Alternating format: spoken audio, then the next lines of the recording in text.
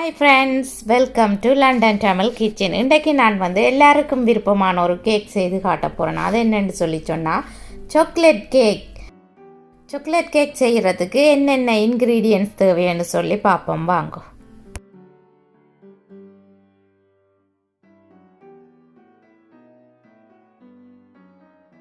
$500 grams stroke மாயரன் எடுத்து வச்சுக்கிறேன். Sugar எடுத்து வச்சுருக்கிறேன். சுகரும் 500 கிராம். கேஸ்டர்ட் சுகர் தான் பெட்டர், குயிக்காக கரைஞ்சிடும். நீங்கள் நார்மல் சுகரும் யூஸ் பண்ணலாம், ஆனால் கிரைண்டருக்குள்ள அரைச்சிட்டு யூஸ் பண்ணினீங்கள்னு சொன்னால் தான் அந்த சுகர் குயிக்காக கரையும். செல்ஃப் ரைசிங் ஃப்ளவர் 450 கிராம் எடுத்து வச்சுக்கிறேன். நீங்கள் வேணுமென்னு சொல்லி சொன்னால் பிளேன் ஃப்ளவர் கோதுமை எடுக்கலாம். அதுக்கு நீங்கள் 2 டீஸ்பூன் பேக்கிங் பவுடர் ஆட் பண்ணணும். செல்ஃப் ரைசிங் ஃப்ளவருக்குள்ள ஆல்ரெடி பேக்கிங் பவுடர் ஆட் பண்ணினபடி தான் வருது.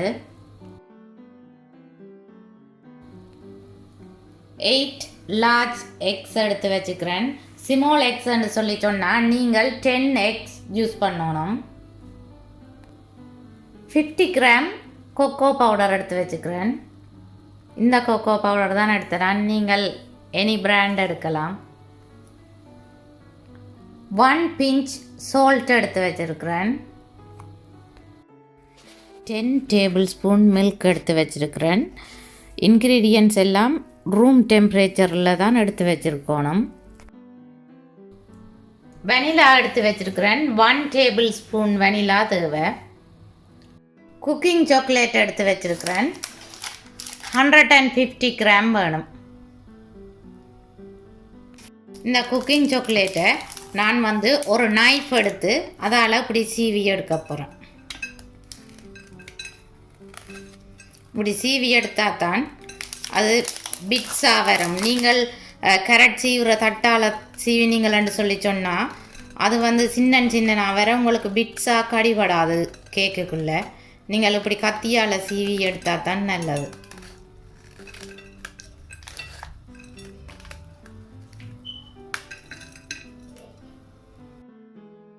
குக்கிங் சாக்லேட்டை நைஃபால் சீவி எடுத்து வச்சுருக்கிற மில்கை நான் கொக்கோக்குள்ளே கொஞ்சம் கொஞ்சமாக விட்டு மிக்ஸ் பண்ணுறேன். 10 டேபிள் ஸ்பூன் மில்க் ஆட் பண்ணி இந்த கொக்கோவை கரைச்ச நான் இப்படி கொஞ்சம் வாட்டரியாக இருக்கணும் கொக்கோ.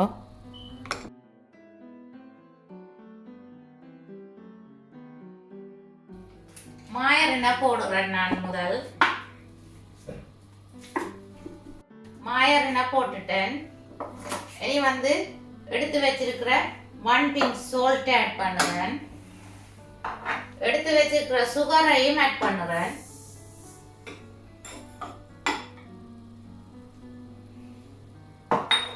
இனி பீட் பண்ண போறேன்.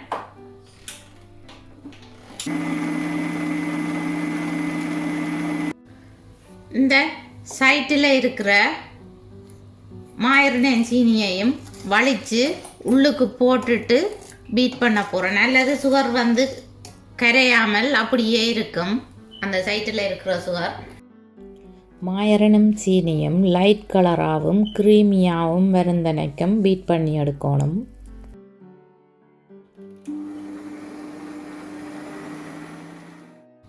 மாயரன் க்ரீமியாக வந்துட்டுது. நான் இனி எக் ஆட் பண்ண போகிறேன்.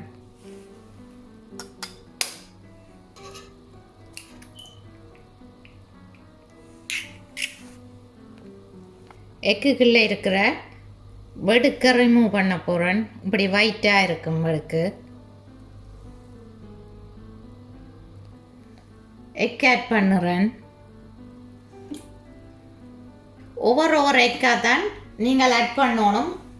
ஒவ்வொரு எக்கும் ஆட் பண்ணினா பிறகு நீங்கள் 1 மினிட் பீட் பண்ணணும்.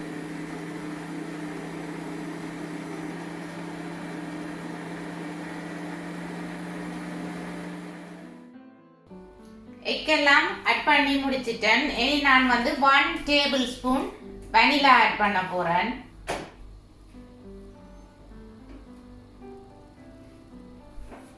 இனி சீனி நல்லா கரைந்தனைக்கும் பீட் பண்ணி எடுக்கணும். பீட் பண்ண போறேன்.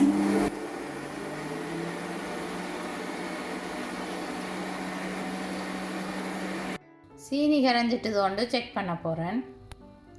இந்த பேட்டரில் கொஞ்சத்தை எடுத்து இப்படி செய்து பார்க்கல சுர சுரண்டு இருந்ததுண்டா சீனி கரையில் நீங்கள் பீட் பண்ணணும். இது ஸ்மூத்தாக இருக்குது, சீனி கரைஞ்சிட்டுது. நானே நீ கரைச்சி வச்சிருக்கிற கொக்கோவை விட்டு பீட் பண்ண போகிறேன்.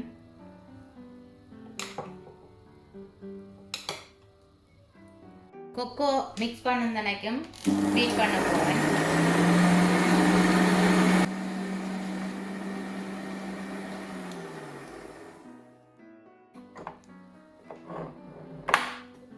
ஓகே, கொக்கோ மிக்ஸ் பண்ணப்பட்டுட்டுது. இனி எடுத்து வச்சுக்கிற செல்ஃப் ரைசிங் ஃப்ளவரை கொஞ்சம் கொஞ்சமாக போட்டு மிக்ஸ் பண்ண போகிறேன். எடுத்து வச்சுருக்கிற செல்ஃப் ரைசிங் ஃப்ளவரை கொஞ்சம் கொஞ்சமாக போட்டு மிக்ஸ் பண்ண போகிறேன். மாவை கட்டி இல்லாமல் மிக்ஸ் பண்ணி எடுக்கணும். ஒரே சைட்டுக்கே சுற்றணும், இப்படி ஒரே டிரெக்ஷனுக்கு சுற்றித்தான் மிக்ஸ் பண்ணணும் மாவை.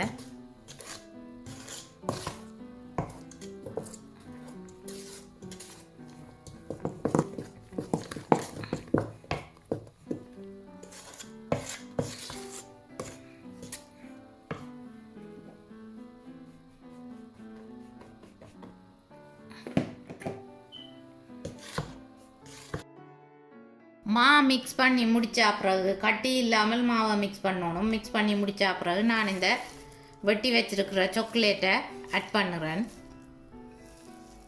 சாக்லேட்டை கடைசியாக தான் ஆட் பண்ணணும். ஆட் பண்ணிவிட்டு நல்லா மிக்ஸ் பண்ணி விட. நீங்கள் மில்க் சாக்லேட் ஆட் பண்ணிடாதீங்க. நீங்கள் மில்க் சாக்லேட் ஆட் பண்ணினா கேக் பேக் பண்ணிக்கல அது அடியில் போய் ஸ்டிக் பண்ணிடும். பிறகு நீங்கள் கேக்கை பீஸாக வெட்டேக்கில்ல கேக் பிஞ்சு பிஞ்சு தான் வரும். குக்கிங் சாக்லேட் தான் ஆட் பண்ணணும். கேக் ட்ரேக்குள்ளே விட போகிறேன். நான் இந்த சைஸ் ட்ரே தான் எடுத்து வச்சிருக்கிறேன். அகலம் 11 இன்ச் வருது. நீளம்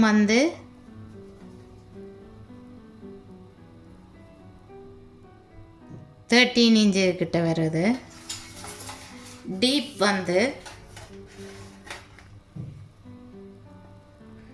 2 இன்ச் வருது. இந்த சைஸ் ட்ரேக்குள்ளே தான் நான் விடுகிறேன். ஏன் நான் இந்த சைஸ் சொல்கிறேன்னு சொன்னால் கேக் இந்த திக்கு கேட்டதாக தான் பேக்கிங் டைம் விடணும். அதால் தான் நான் இந்த சைஸை சொன்னேன். நான் நீங்கள் எடுக்கிற ட்ரே சின்னனாக இருந்து நீங்கள் திக்காக கேக்கை பேக் பண்ண போகிறீங்களன்னு சொன்னால் டெம்பரேச்சரை குறைச்சி நீங்கள் டைம் கூட பேக் பண்ணணும். இப்போ நான் கேக் ட்ரேக்குள்ள க்ரீஸ் ப்ரூஃப் பேப்பரை போட்டு கேக் பேட்டரை ஊற்றி பெறவுறேன். கேக் பேட்டரை லெவல் பண்ணி விடணும்.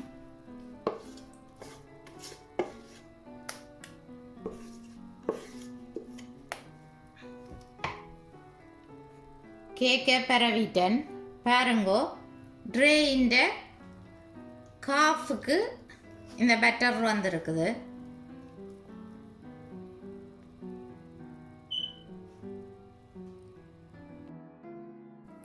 அவனை ஆன் பண்ணி 180 செல்சியஸில் ஹீட் பண்ண விட்டுக்கிறேன். மேலேயும் கீழேயும் ஹீட் வரத்தக்கதாக விட்டுருக்கிறேன்.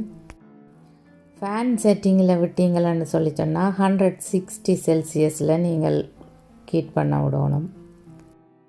10 மினிட்ஸ் ஆச்சுது. நான் இந்த பொட்டம் ரேக்கில் தான் வைக்கிறேன். 40 மினிட்ஸ் பேக் பண்ண விட போகிறேன். 40 மினிட்ஸ் ஆச்சு. நான் இனி ஒரு ஸ்டிக் எடுத்து கேக் இந்த மிடில் குத்தி பார்க்க போகிறேன். குச்சி க்ளீனாக வந்திருக்குது. இப்போ கேக் பேக் பண்ணப்பட்டிருக்கு. இந்த குச்சியில் ஸ்டிக்கியாக கொஞ்சமாக ஒட்டி இருந்ததுன்னு சொன்னால் நீங்கள் 5 more minutes பேக் பண்ண விடணும். கேக் பேக் பண்ண உடனே நீங்கள் கேக்கை அவனுக்குள்ள இருந்து எடுத்துடணும். அவனுக்குள்ளேயே விடக்கூடாது.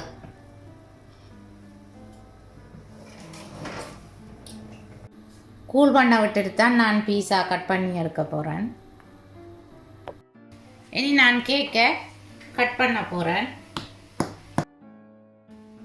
கேக் சாஃப்டாக வந்திருக்குது பாருங்கோ.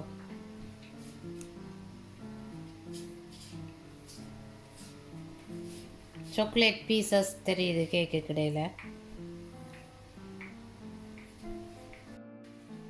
Chocolate cake ready.